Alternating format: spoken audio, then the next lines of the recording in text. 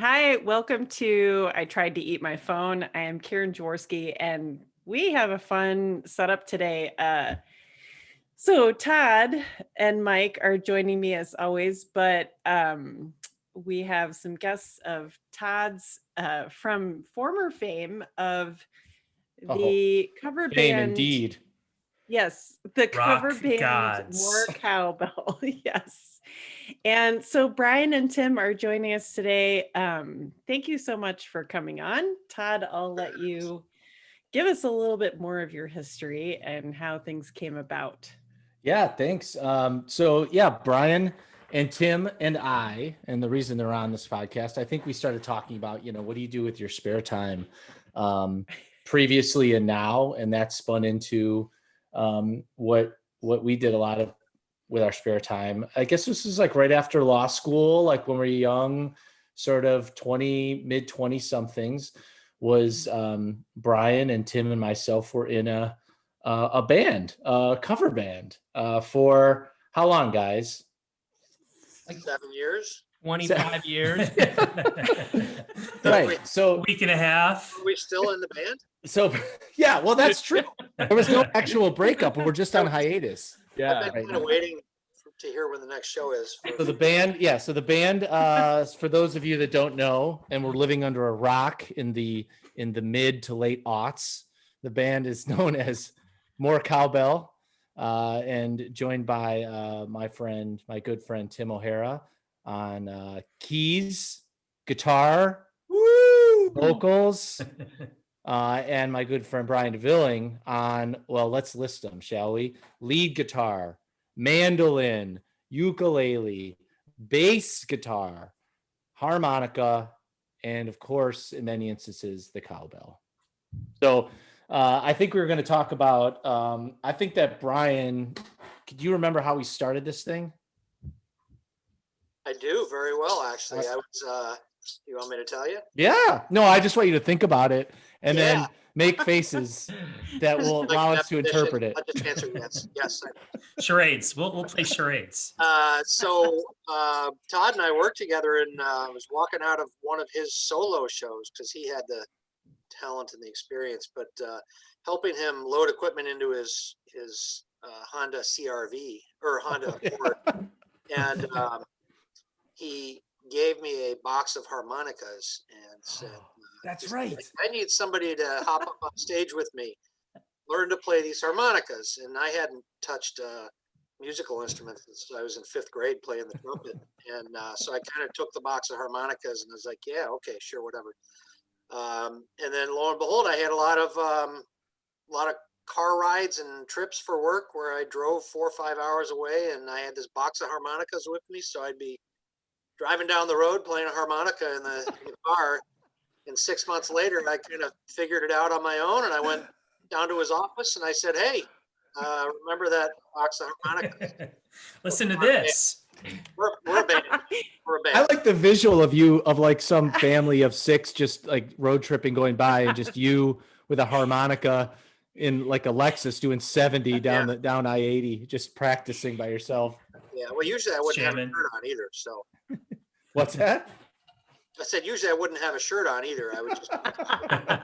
I forgot. This guy that just escaped from jail. Like, what? Where is he going? I Like, completely forgot that this all kicked off with me giving you that Yeah. box of harmonicas, and So then, I also don't know why I had a box. I mean, I didn't play the harmonica, so I And apparently it's one had a thing- box of harmonicas. It's one thing to have one harmonica too, but a box of harmonicas. Hey, here you go. Play all of them. Learn to play these. Mike, let me educate you on the harmonica.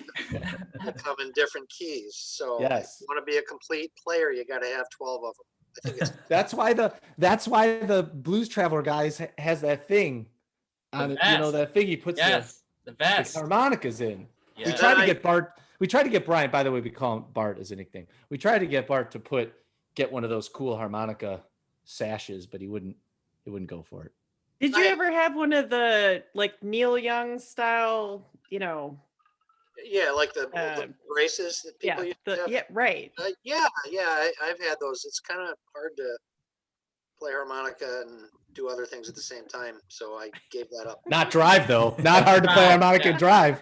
So I don't want to give short shrift to Tim here. So to finish, immediately after I figured out that I could play the harmonica mediocrely enough to meet up with Todd for a little session, I said, hey, my roommate in law school, Tim, who you know, used to play piano. Let's do a band or something. Or you said, all right, we're a band.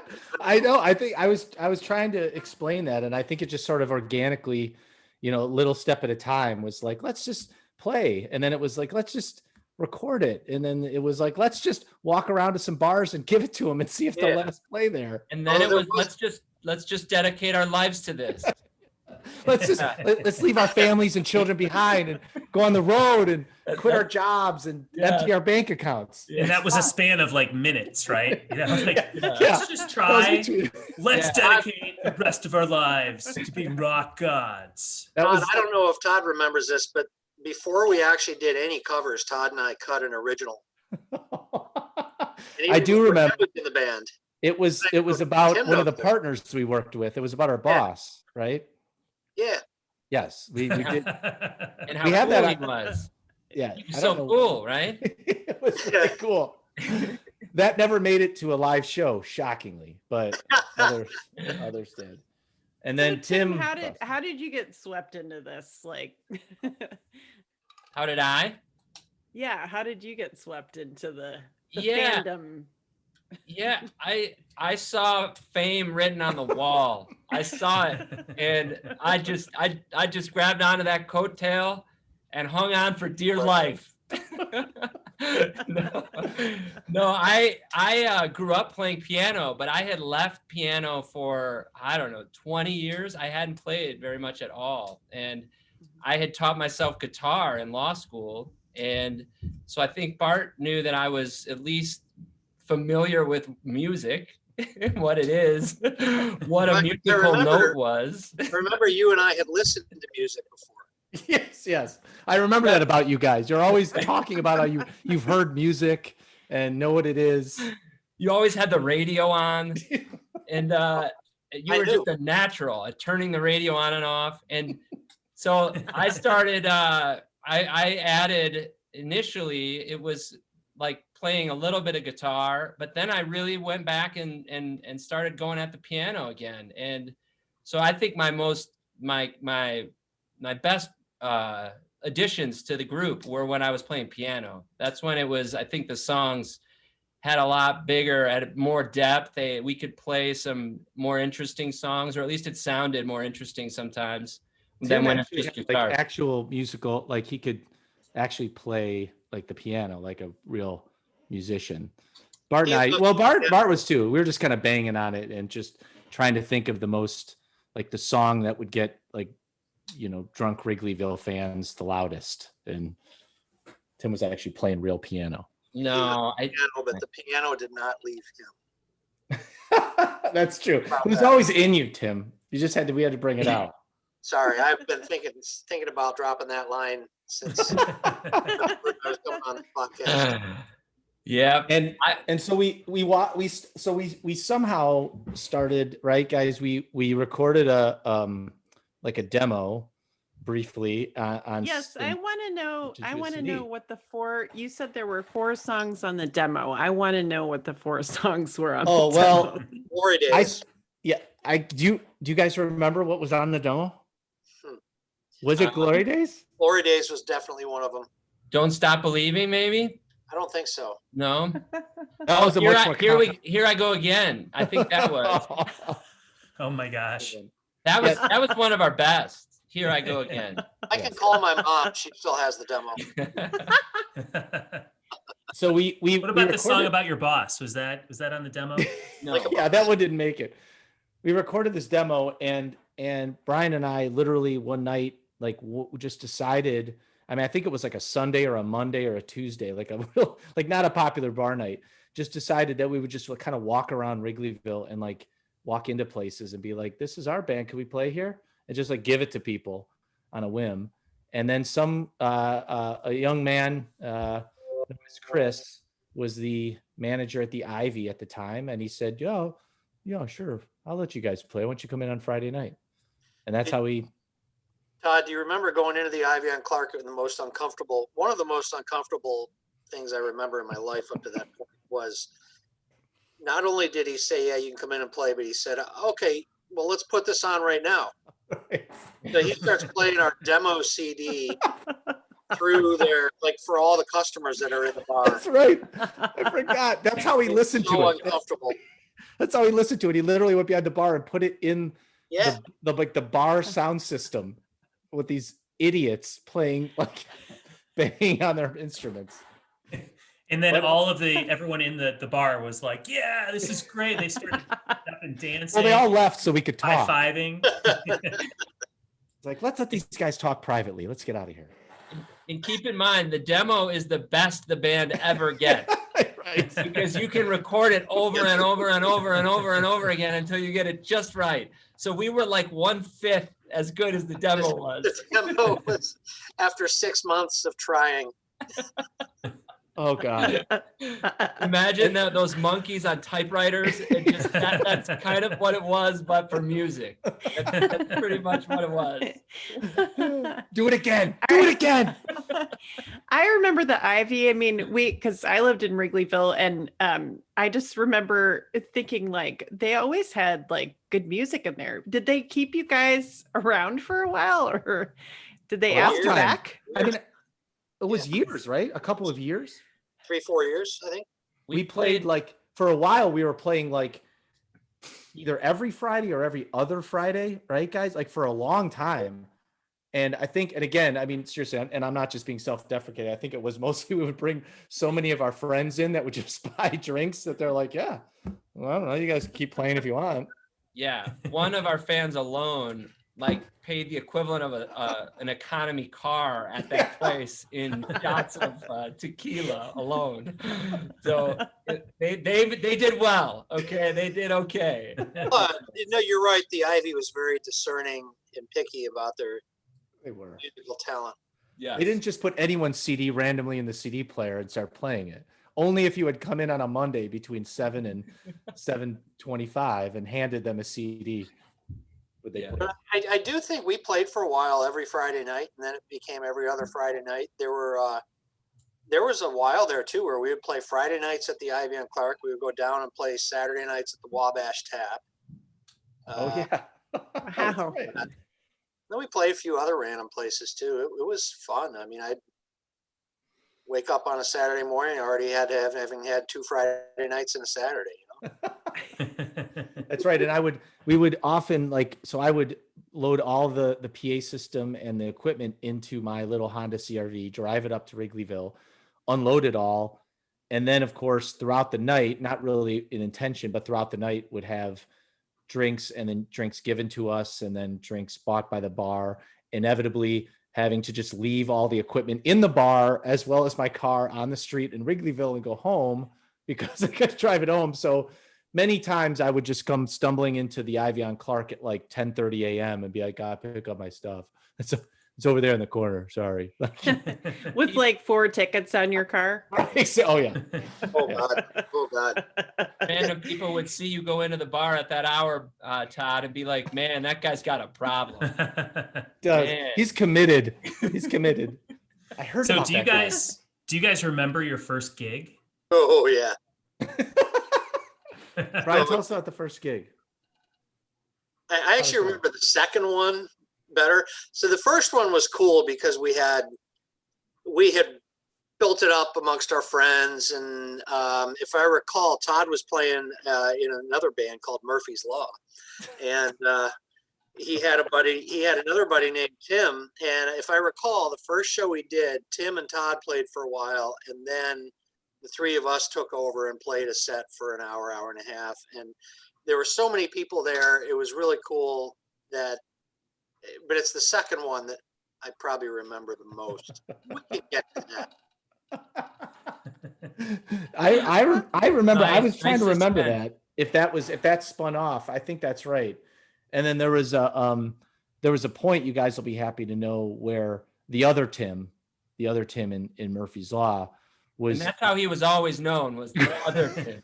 The other Tim. The other Tim. Yeah. He was a bit he's a great guy. He was a bit upset that I wasn't committing enough time to the other band and to you guys. So then we just had to go with we just committed to more Cowbell.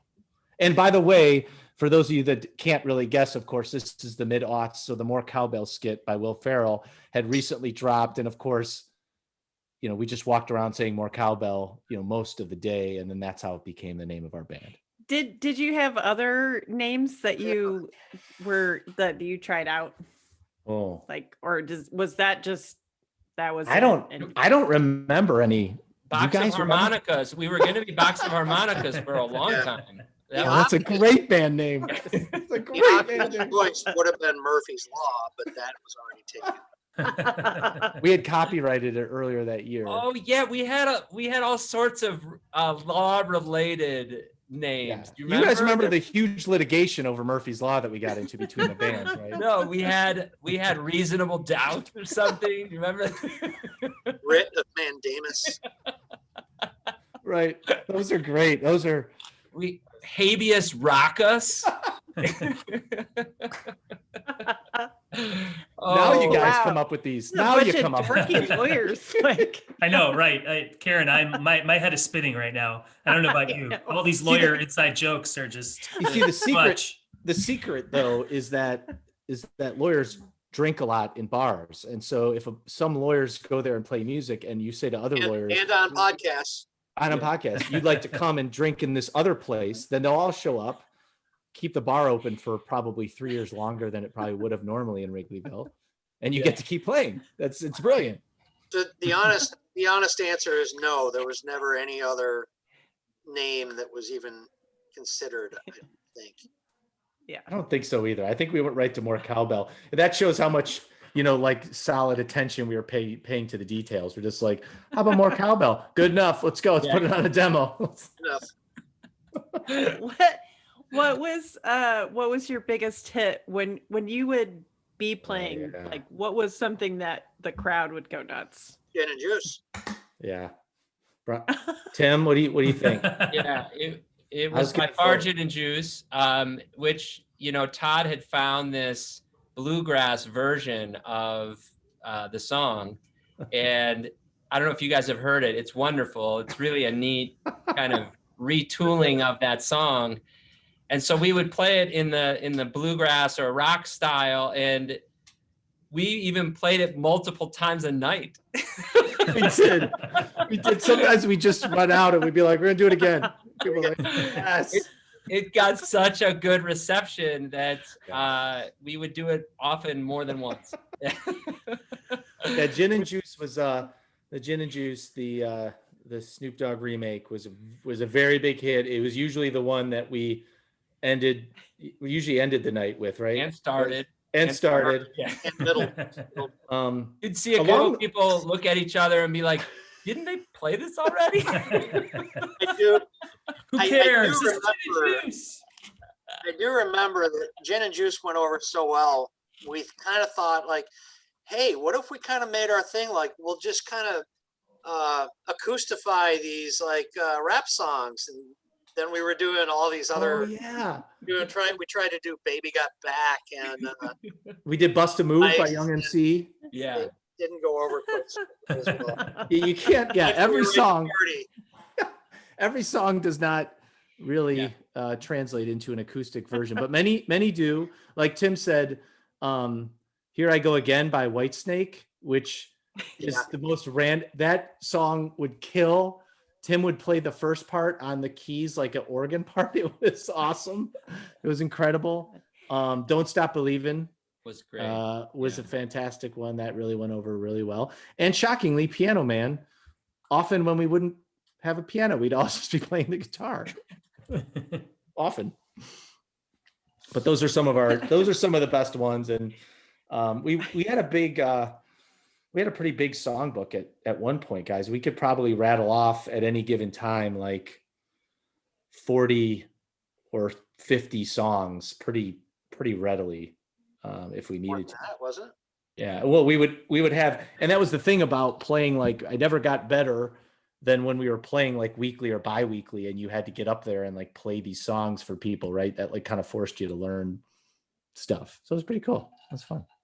Mike, were you in the fan club? I was, yeah, I definitely was. I was singing along to Gin and Juice. Absolutely. Mike, how many shows did you see? How many did you play? 624. So what What was your percentage? favorite show? So that means I saw 623 of them. I know that Mike, we were talking, I think Mike, before you got on, about playing at least once or maybe a couple times after the Jimmy Buffett Wrigleyville show, the Wrigley Field shows. And I know you came to a show, we played an afternoon show on a Sunday. Oh my after God. the Jimmy Yes. Buffett show. Yes. I That remember was, and we completely, like, it was random. It was completely random. Like, we did not know you guys were playing. Neither And, did they. Yeah. yeah, right. and we just showed up. Yeah. So we went to see Jimmy Buffett at Wrigley Field. We were all decked out in our, our flowered, our Parrot head skirts and parrot head gear. Yeah. And we walk into the bar. We just, kind of stumble down the street, walk into the bar. Next thing I know, here's more cowbell setting up. I'm like, oh my God, this is amazing. At one point, Mike wore a coconut bra. I mean, I don't think he came in with the coconut bra, but he took it from someone, I believe. And Oh, no, I did not do that. No. well, I you wore it the didn't whole have day. like a shirt off. You weren't like, you didn't. Yeah, you were. It was underneath my Tom Selleck Yes, Magnum PI. you did not remove a woman's shirt. bra, and then I didn't mean to indicate that. Thank you. No, you didn't be Mike, like, give me that bra, young lady. That wasn't really your thing. I remember that show well, Mike, because I was in the Ivy the day before, and it was Doing Buffett weekend. reconnaissance? Were you just doing reconnaissance? Well, I don't know what you Checking guys the do, but acoustics, I talked to our guy there, and I'm like, "Hey, we play some Buffett songs. What if we played tomorrow after the show?" He's like, "Great." And I said, "All right, the guys are gonna love it. I booked a show." And then I texted you guys or called you, and I think Todd was in Michigan or something. He's like, "Oh shit, we gotta be back." We have a Sunday 3 p.m. show we got to be at. Yeah. A matinee, if you will. Yeah, that was awesome. Oh, we had a blast. That show was a blast. And then I just remember several shows just, thoroughly enjoying myself at the Ivy. What was the guys, Tim and Brian, what do you guys think was like one of the, I don't know, I want to call it the worst show, but one of the shows that we didn't do so well in, or one of the venues we didn't so well in? Tonic Room. Why did, Tonic Room. Is there Can any someone, other? yeah, can someone tell the story about what happened at the Tonic Room? So the Tonic Room, I for think those we of you should- that don't know, The wound is still fresh. Sorry. Bart, you go ahead and tell it. It's still fresh. Well, so Todd and I had peddled our demo album around town, and I guess we gave one to the Tonic Room, and they called us and booked us. And I remember this was after that first show where we probably had 100 people there because we had been pushing it so much. And then the Tonic Room says, "Oh, can you come out on a Tuesday night?" I said, "Oh, sure." And we get there, and all I remember is getting through a couple songs and just realizing that I don't even know what key I'm supposed to be. this was a weird, the Tonic Room, for those of you that, well, I assume no one knows, but the Tonic Room was like a weird loungy type bar in Lincoln Park. On Lincoln, right? It was on yeah. Lincoln. Yeah. It was this kind of dark place and whatever. And we were just, we would take gigs wherever. It was fun just to play.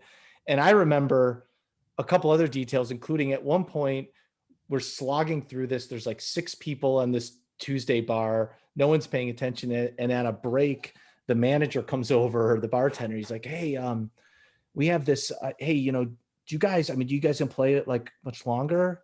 And we're like, "Oh yeah, well, we're about halfway through. We're going to play some more." And the guy's like, "Yeah, we do this thing on Tuesdays where we have like a spelling bee, like a drunk spelling bee. And so like, that's coming up. So you guys are good. That's fine. You guys can just be done." So we lost our gig to a spelling bee, legitimately.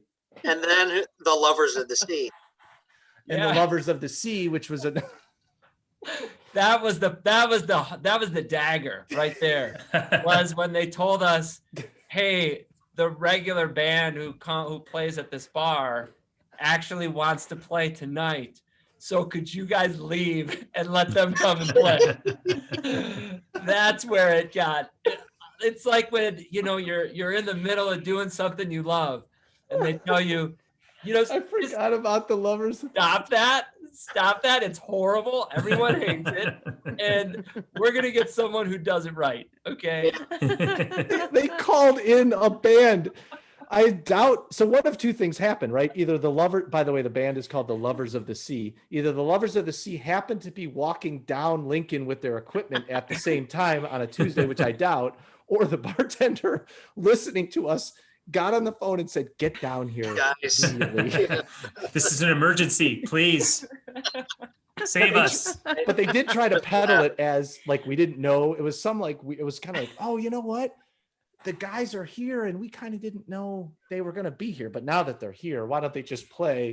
So they were like, it was like they came up to us and said, guys, the Rolling Stones just told us they were going to play. Exactly. So you got to get off the stage, but it was not the Rolling Stones. Like very like Spinal Tapian kind of if God. that's a word. Like it just feels like, sorry, the other band didn't show up on time, but we're gonna take you off and then put them on now. The tonic room joke and the Lovers of the Sea joke was like an hourly joke. We'd yell at each other like, if you don't pick it up, if we don't kill this next song, the Lovers of the Sea, I heard them and they're in the back. Let's go. I forgot about the Lovers of the Sea for a second, but thanks for opening that wound, Tim. It's cool. Fine. Yeah. Well, the good part is the Lovers of the Sea are really big now because I've never heard of them. They actually they went on to become Imagine Dragons. Now Imagine Dragons was Lovers of the Sea. So yeah, they did. Okay. They did have a Not big bad. drum. Yeah. I forgot. Now I remember that huge drum they would roll in there. And you're right. Oh God. All right. Yeah. Enough Lovers of the Sea. Next question. That's what. Sorry. Well, I think it's pretty impressive that, and I guess we sort of already touched on this, but Tim had some musical background, played piano for years. I played piano for years when I was younger, and then played guitar. Mm-hmm. And then Brian just decided one day that he wanted to not only play the harmonicas, but he's selling himself short because he learned to play lead electric guitar basically in a few weeks.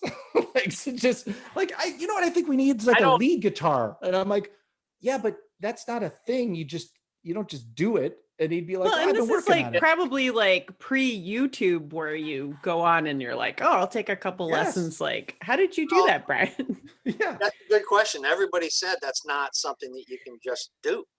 It's not.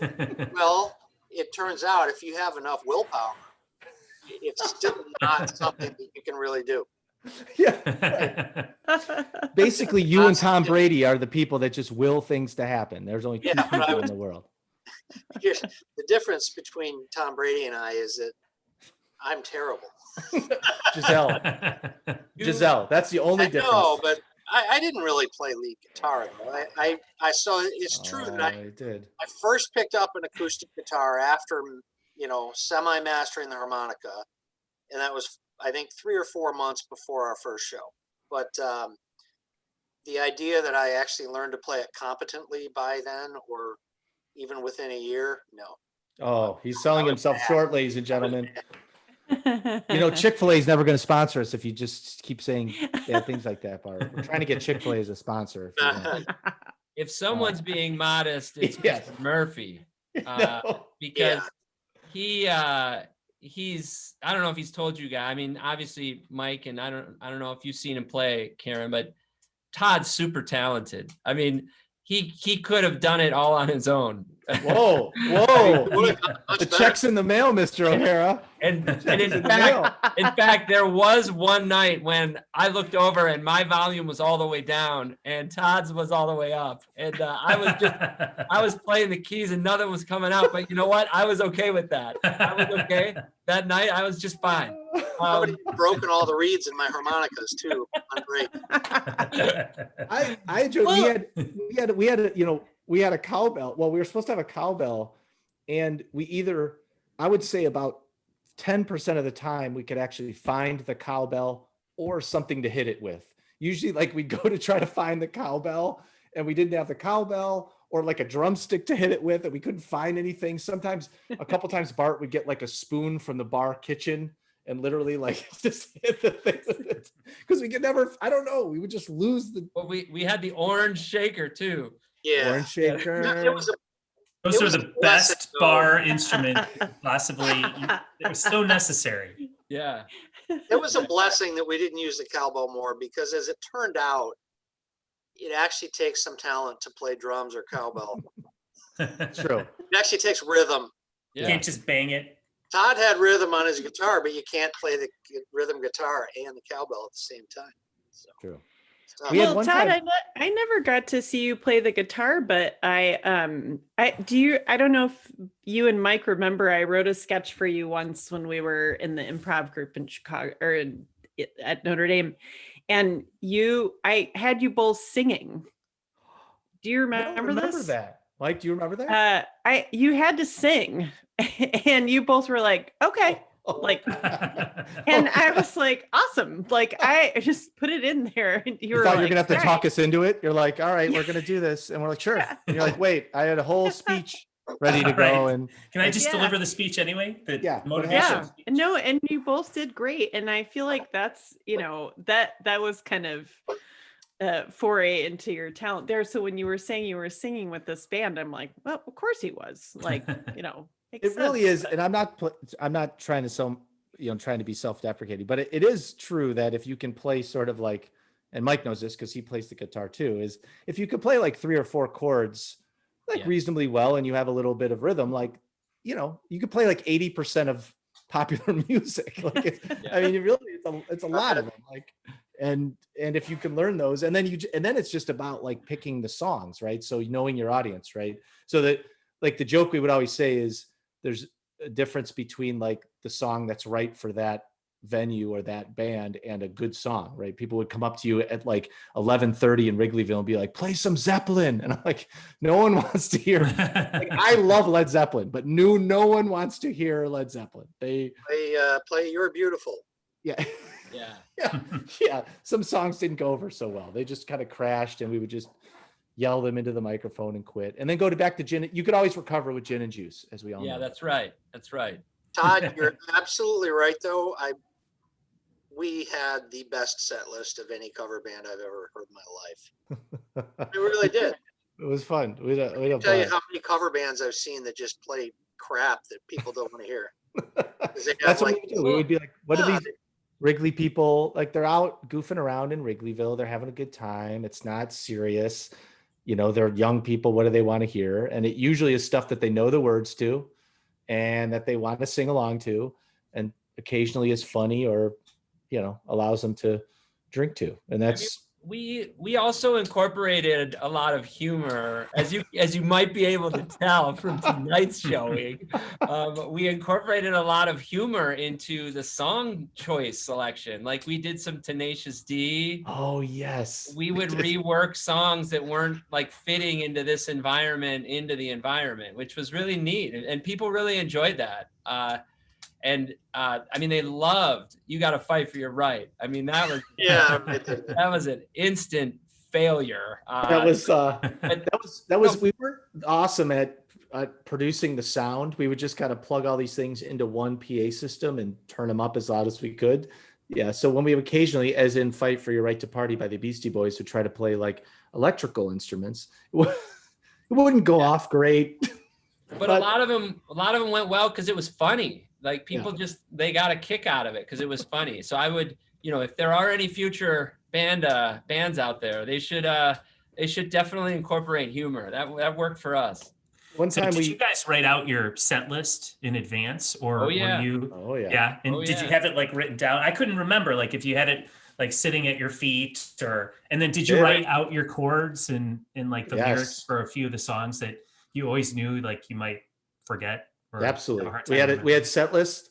We would tape it to the floor. We would hand it out. We'd tape it to the floor. I think I would circulate it via email or something like that. We'd throw it together. And then, I personally, I think Brian and Tim were better at sort of memorizing stuff and, keeping it, but I had to have like the chords written out, and in many instances the words and the lyrics written out to a song, so I could like refer to them as my security blanket if I needed to do that. And so I would do that occasionally, but yeah, for the most part it would be the same. I think we had the same, like, 25 go-to songs, and then we'd sub in maybe 5 to 10 of them as we went and kind of play it as we went. But we would play really long shows. We would start at like, I don't know, Brian, what do you think? Like 9? Well, yeah. I remember we would start at 10 and go till 2 a.m. some nights without a break too.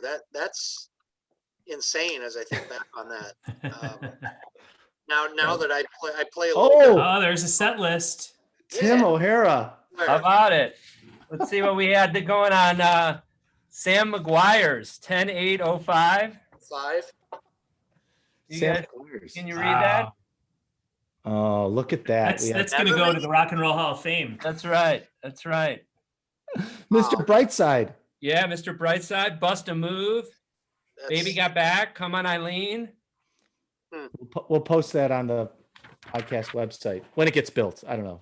Maybe next year. Yeah. Friends in Low Places. We finished off with Friends in Low Places. That was good. This was one of our lesser planned shows that didn't really, materialize. Just longhand. We were actually playing private. We played some private parties, didn't we? We were I think we commissioned. did. We played my dad's wedding. How about that? We Oh my gosh. made a foray into the wedding band. We were to play the chicken dance and shout and all those great wedding songs. Yeah. Yeah. We'll I play. really- Oh, Karen, I think you're muted. Yeah, so we would. I remember. I was bet thinking Karen's about asking like. a great question right now. I was thinking about stories, and I don't know if you guys remember. We played at the Ivy on Clark, and we hired some guy to come record our show. So he set up like this recording equipment, and I don't know where I got the name of this guy. I don't know where he came from, but he showed up and he was like kind of this like long-haired like hippie guy, and he comes in and he plugs all this stuff in and records the show, and the show was fine. And then he left at the end of the night, and he called me the next morning at like 8 a.m. and he's like, "Hey man, you got the cash so I can give you the tapes?" And I said, "Oh yeah, yeah, whenever, I'll get it to you, whatever." And he said, Can you meet me now?" So I had to drive to like Villa Park and meet this guy in like a parking lot somewhere so I could do a cash trade for the tapes. So I think it's like the big reveal where you're about to play the tapes. No, I wish I had the tapes. I don't have the tapes. I wish. He grabbed you and took you into the bathroom and put you into a vat of ice cubes Easily. and took your kidneys. Easily. Tim and I had to play that show that night without Todd. Easily. Did you ever get your kidney back, Todd? Speaking of that, did you find a donor? I don't remember. I think it's worth saying too that for the most part, I would say that the vast majority of our gigs were paid gigs, right? I mean, we got a couple of $100, which wasn't so bad. In the beginning, we would have played for free. We Absolutely. didn't need much money or a little bit, but by the end, we were kind of snobby about it. Like, I think on Clark used to give us $300 a night. I yeah. can't believe Wow. they went out of business. Plus free drink. booze, I would Yeah. assume. Yeah. Plus Right. drink. Yeah. Yeah. Yeah, $300, and we drank $750 worth of alcohol, so it was probably a lose for them. But That was actually one of my favorite traditions that I remember is we would all get together right before the first song and down a Red Bull vodka or a Jägerbomb. Jaegerman. Yeah. get yourself super excited and wired up. That's Yeah. why we played till 2:00 in the morning. We couldn't stop moving.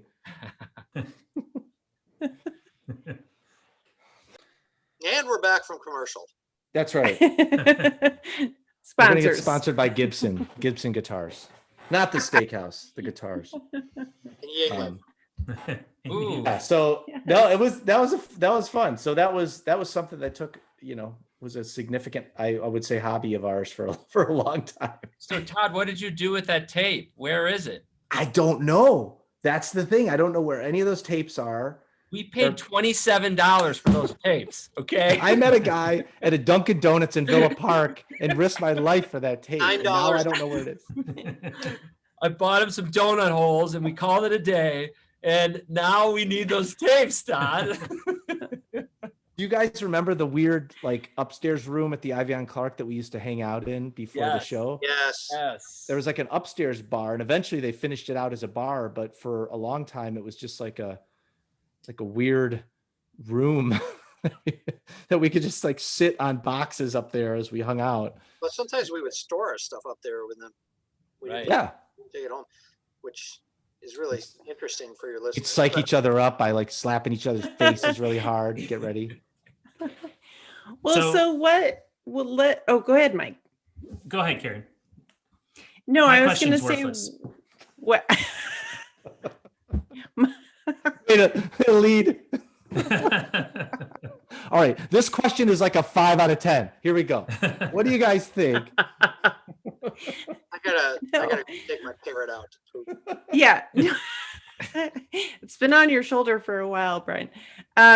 No, I just wanted to know what led to the the demise of your band, or what led you to break up?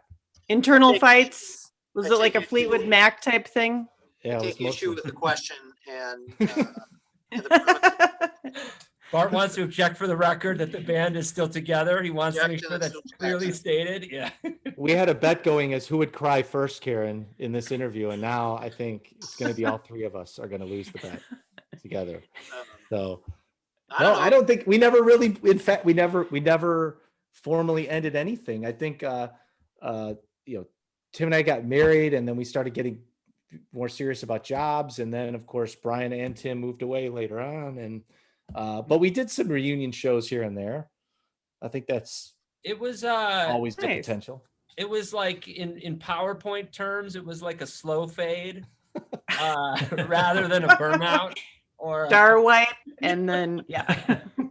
I think we Yeah. did. I honestly think we played like 4 years. You know, we literally probably played hundreds of shows over several years, and probably burnt out a little bit on the pace of it. Not that I'm comparing us to some huge gigging band, but like, loading your stuff in, loading your stuff up, getting it ready, getting psyched up, and then of course, it's 4 little- a.m. Every night life you do gets it, it's into it. 4 a.m. yeah. Yeah, and it's hard to go home. You get off and I don't know, got a couple $100 in your pocket and you're just kind of hanging out. And then of course, as the bar cleans up, they just like, you could just stay here as long as you want. Like you don't have to leave like the rest of the people. So we just hang out, just goof off, make each other laugh some more, eat some chicken fingers, eat some pancakes. It's an interesting question though, because I mean, like as we're playing all these gigs, we're playing Ivy on Clark, and then I mean toward the end we were playing the Red Ivy across the street. I remember we played a show at Barleycorn. As you're doing it, you don't ever think about it ending, and then all of a sudden it's like, oh well, we haven't played a gig in 3 months. Yeah. Mhm. And then then it's 6 months, and then Tim moved to Denver, and I got a place in Michigan, and Todd's getting married or already was married, and then Tim's getting married. It's like the summer of '69 song, Jimmy quit and Jody got married. It's I hear you trying to make us cry, Bart. It's not going to work. Too tough. And then Bart pawned his box of harmonicas for to get a couple IHOP breakfasts. Those are dark days. So I'm pretty sure the owner of John Barleycorns listens to our podcast. So assuming he hears this and he calls one of you guys up and says, "Hey, Yeah. I need someone, let's get the band back together. Like, how soon would you be ready to go?" Oh, I played- I mean, were we talking like minutes or? I played last night. I played a gig last night, so I'm good. I'm ready to go. yeah. Brian is Sweet. still playing. Brian is still gigging, solo gigging. I think Mike, I think the answer to your question, at least from my perspective, is how good do you want us to be? Because we can do it. We can do it tomorrow. It's gonna be real rough, but we can do it tomorrow. Todd, I think the more important question is, are the drinks free? Yes. Because if the answer to that is yes, then we can get that done pretty quick. But it is important to note that one thing I learned from this experience is that people really don't care how well you play. That's really important. No one really cares. If you miss a note, if you miss a verse, if you sing the wrong song for a while, all of those things happen regularly. That's the problem, is they care how many people you turn out. Yeah, that's right. Right. How many people can we turn out now? Yeah.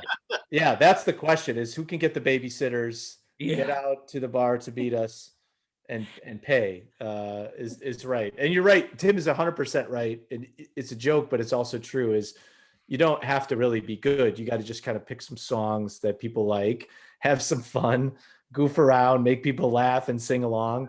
Hopefully you'll pick the right neighborhood and the right clientele that you can laugh with. And yeah, it's but it's amazing, as Brian, as you pointed out, how many, I think, cover bands don't really get that. It seems pretty obvious to us, right? We don't, we would play like some acoustic version of a Britney Spears cover to make people laugh, which we don't like Britney Spears. We would play it because it's like, Oh, I do. oh, you do. Speak for yourself, Todd. Yeah. 2 of 3 members of the band had posters of Britney Spears at the time. Yeah. What poster do you think is behind my parrot there? I just put the parrot on the wall. Yeah, you didn't have to hide it, Brian. It could. Look more respect. Fine. Yeah. Well, I want to. Yeah, go ahead, Brian. Oh, I was gonna say, I think you're absolutely right, Todd. It's all about the set list and how fun the songs are you play. I mean, I think the reason that it's now, to be sitting here on a podcast 15 years after our first show and still be considered the best cover band playing rock and pop hits from the 60s till today in the history of Chicago, Right. 15 years later, is because of our set list. Yeah, you're on the podcast. It has nothing to do with the net connection to me. Karen just said one day, she's just like, do you guys know about this more Cowbell band that everyone talks about? The glory days of acoustic pop rock in Wrigleyville. And I was We like, need you're celebrities. not going to believe this. Podcast. Yeah. Well, thanks, you guys. I really appreciate you coming on with us. This was really fun, and I love this. I love the trajectory of your story. So It's still going up. It's still going up. I know that's what. Yeah, it keeps going. So There will be. thank you, Tim. Thank you, Brian, and Mike and Todd as well, as always. This was really fun. So someday, guys. everyone, look for more Cowbell to The come reunion back. tour Someday. coming. Here we go. It's gonna 2021. happen. Yeah. Thanks for having us, Karen.